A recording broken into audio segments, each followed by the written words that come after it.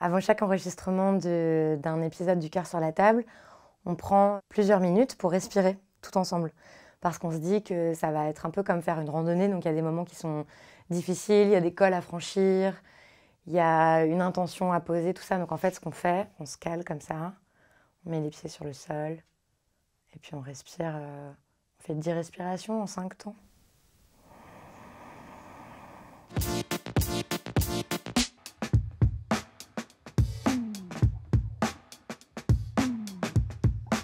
La première fois que j'ai été payée pour ce que je faisais, c'était quand j'étais apprentie journaliste pour la rédaction de France 2.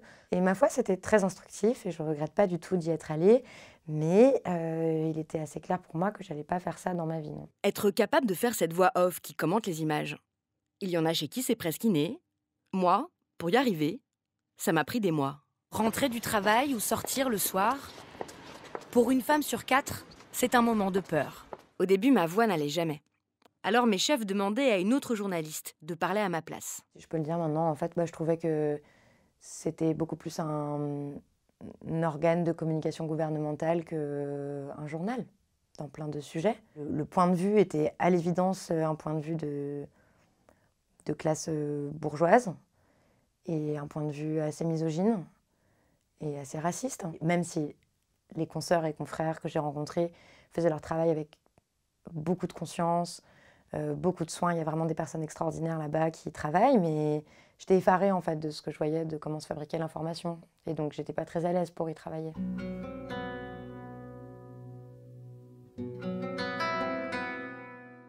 Je pensais que pour être une meilleure journaliste, il fallait que je fasse d'autres expériences qui n'avaient rien à voir en apparence avec le journalisme.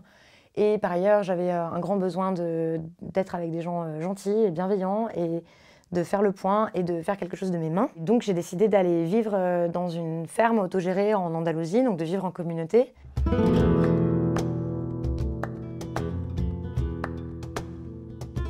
Je me suis dit, la vie est courte, on va mourir, donc moi je vais faire des choses qui me nourrissent, qui me plaisent, qui m'intéressent, qui me passionnent. Et à ce moment-là, c'était, et c'est toujours, vivre avec les autres, faire des projets communs, et m'occuper des animaux, avoir les mains dans la terre et avoir le temps de respirer. Ouais.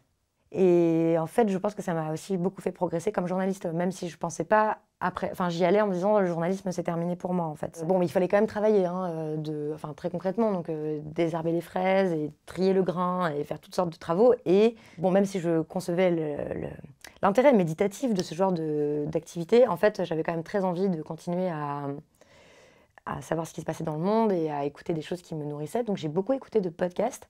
Ça va commencer dans 3, 2, 1.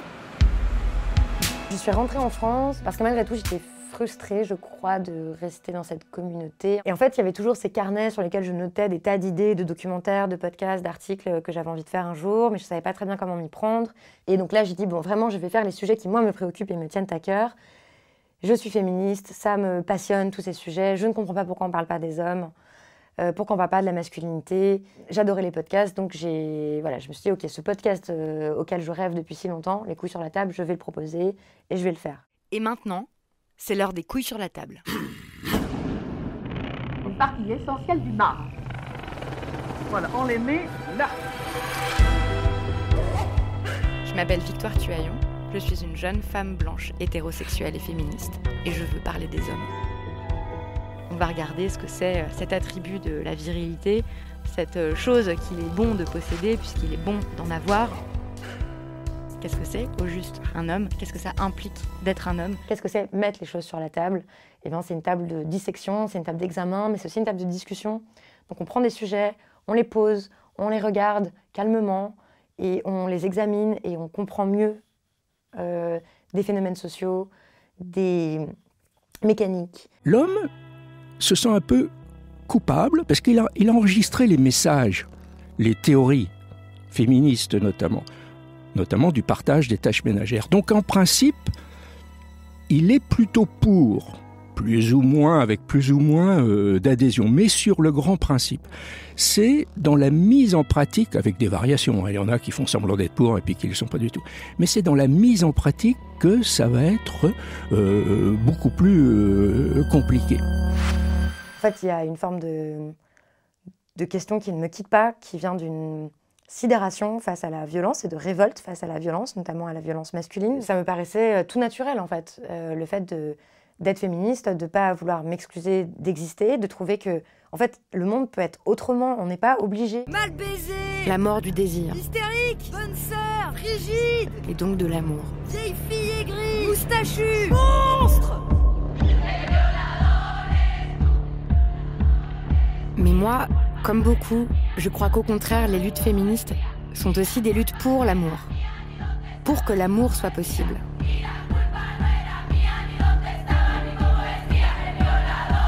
En faisant les coups sur la table, je voyais bien que les questions des auditoristes qui revenaient systématiquement, c'est OK, mais qu'est-ce qu'on fait en fait à partir de ça? Parce qu'on a compris le mal dont nous souffrons. Nous avons compris à quel point le sexisme et toutes les oppressions systémiques, en fait, le racisme, le validisme et bon, plus largement le capitalisme, blessent les relations que nous avons les unes avec les autres, les empêchent, les entravent, nous rendent au fond tous et toutes très malheureux, très malheureuses. Et on a bien compris, mais du coup, qu'est-ce qu'on fait en fait à partir de ça? Et je trouve que c'est une question légitime, qu'on balaye souvent d'un revers de la main en disant bah voilà, c'est comme ça, c'est horrible, il n'y a plus rien à faire. Moi, je pense, encore une fois, puisque j'ai une conscience aiguë du fait qu'on va mourir, qu'on ne verra pas la fin du monde injuste de notre vivant. Et qu'en attendant, ça n'empêche pas de lutter contre, mais il s'agit quand même de se demander dans sa vie, là, qu'est-ce qu'on fait en fait, informé et nourri de toute cette conscience politique. Ce qu'on essaye de faire dans Le cœur sur la table, c'est relier petit à petit ce qui est psychologique à ce qui est politique. Montrer comment nous sommes tous prises et pris dans des rapports de pouvoir auxquels la sphère intime n'échappe pas.